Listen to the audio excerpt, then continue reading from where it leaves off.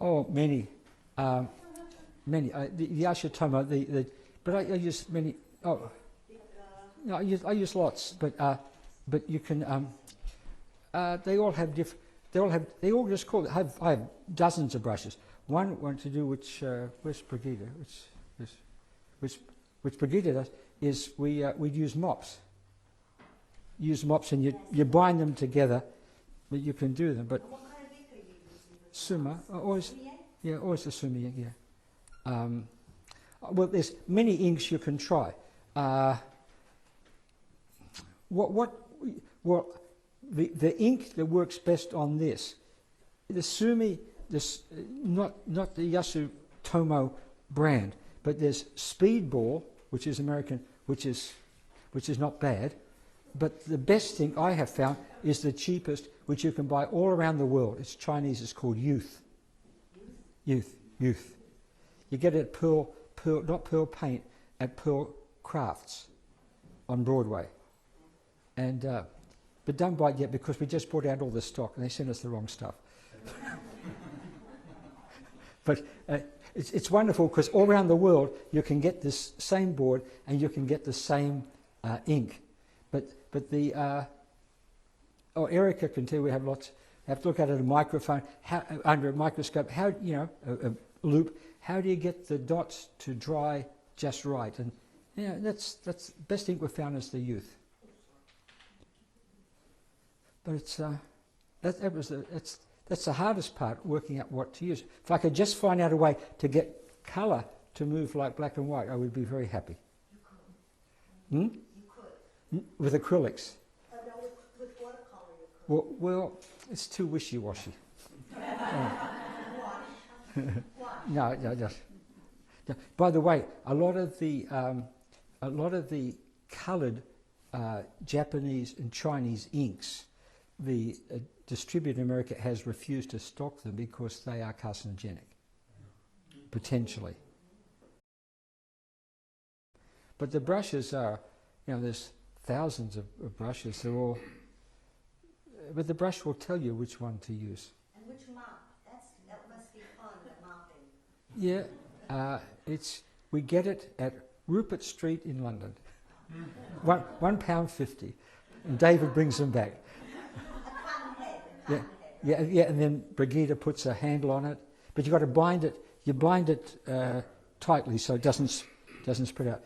We just got a great thing from he brought back from Italy, which is like a whisk broom sort of thing, like it's all made from I don't know what it's like. I don't know what the grass is. It's a form of grass. But there's like lots of them.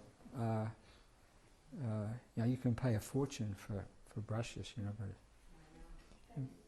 how do you use this at your institute? yeah, I'm not familiar with the institute, so I was wondering how do you work with your patients with this? well, they're not patients.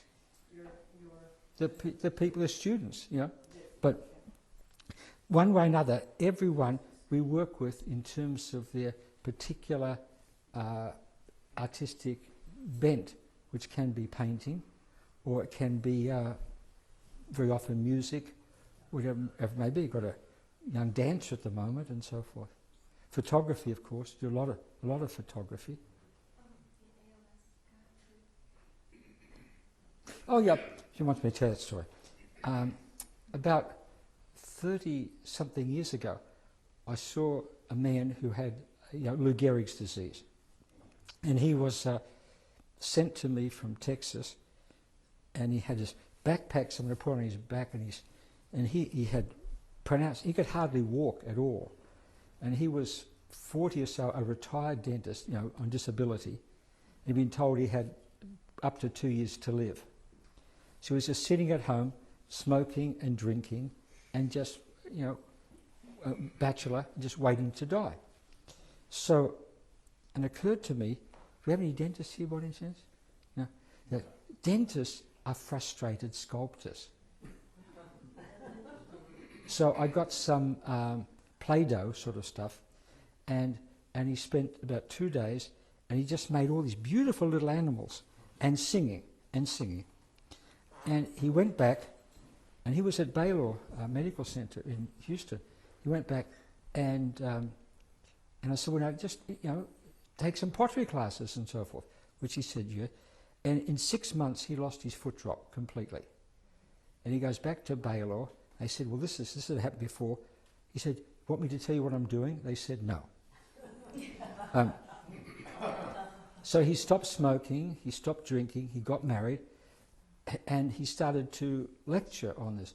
He called me up about 6 years later, and he said, it's all come back. I can't walk, I'm half paralysed again. I said, how's your pottery? He said, I gave it up. I said, well, go back. He calls me 6 months later. He said, I'm fighting it. Now, he goes around Texas lecturing on this. I know, we still get cards from him every couple of years. It's over 20 years. He's still... He writes, I should have been dead 20 years already.